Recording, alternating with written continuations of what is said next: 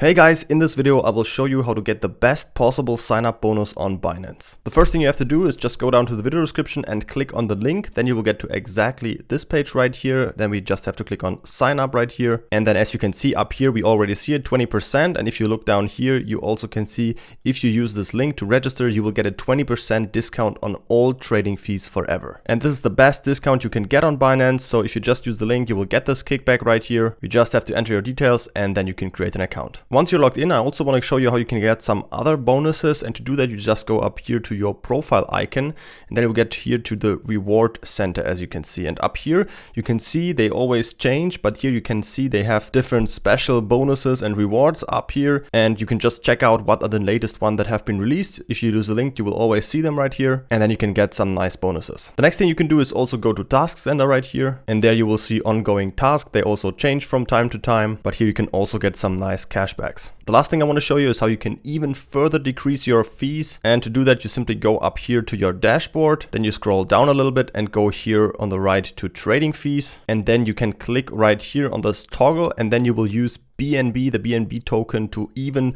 further decrease your fees by 25%. So then if you have some BNB in your account right here, it will always use that to pay for the fees and you will have even less fees. So 20% already with a link for anything.